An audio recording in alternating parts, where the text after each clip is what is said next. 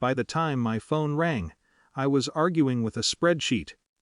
It was the kind of workday that felt aggressively ordinary: fluorescent lights, half-finished coffee, numbers that refused to reconcile.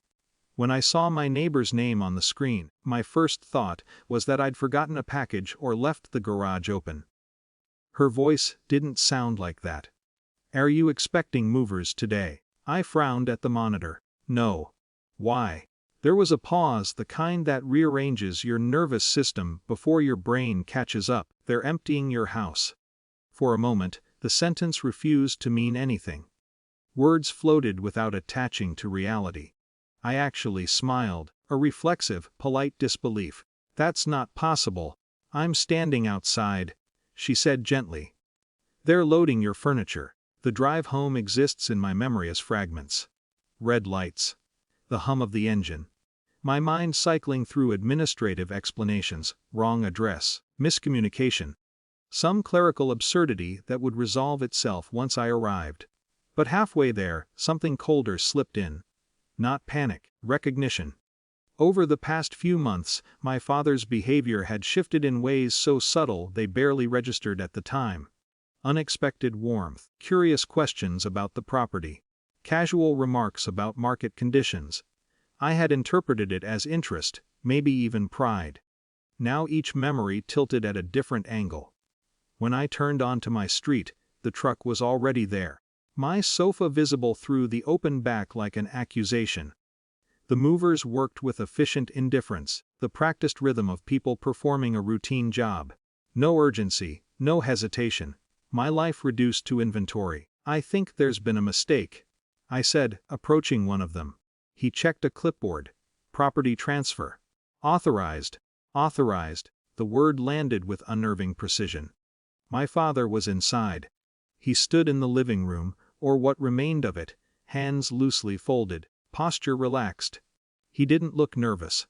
If anything, he looked faintly satisfied, as though expecting resistance but confident in its futility. "You're home early," he said. I stared at him. "What is this?" "We sold the house," he replied, with the calm practicality of someone explaining a scheduling adjustment. "Your brother needed help." The room seemed to tilt, not from shock but from the surreal normality of his tone. "You sold my house. Our family's house," he corrected softly. "Your brother had debts, serious ones." I waited for the part where reality corrected itself. It didn't come. "You had no right." His expression tightened, not with guilt but disappointment.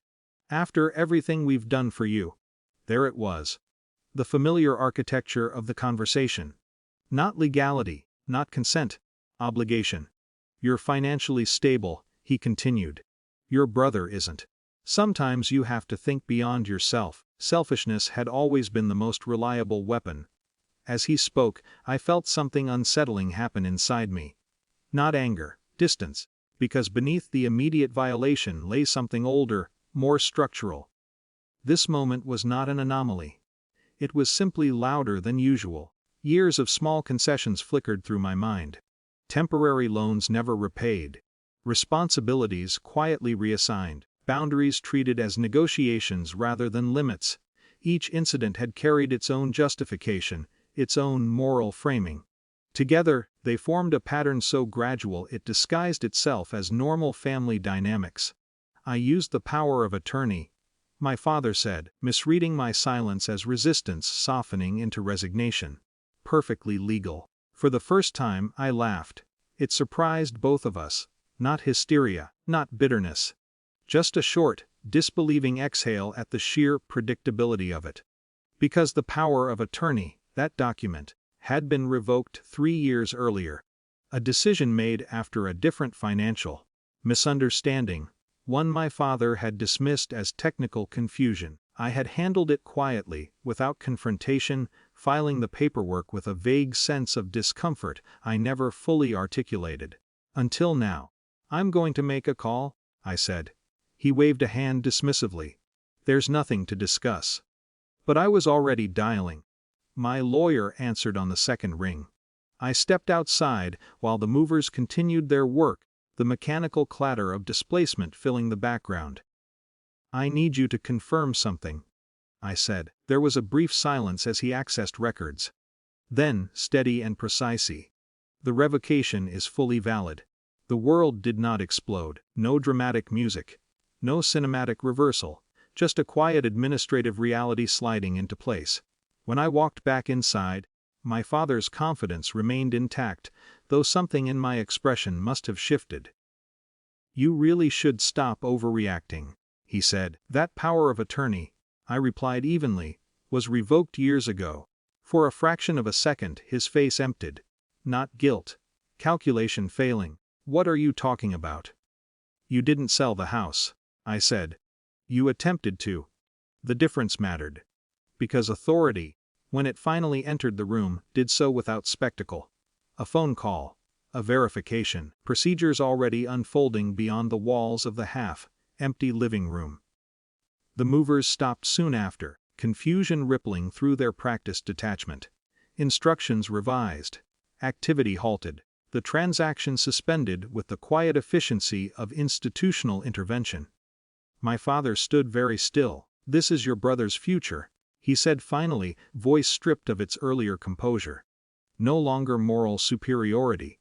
Just naked accusation. And beneath it, something almost unfamiliar. "Fear, I hope," I said not unkindly. "You understand the situation you've created." There was no satisfaction in it. No triumph.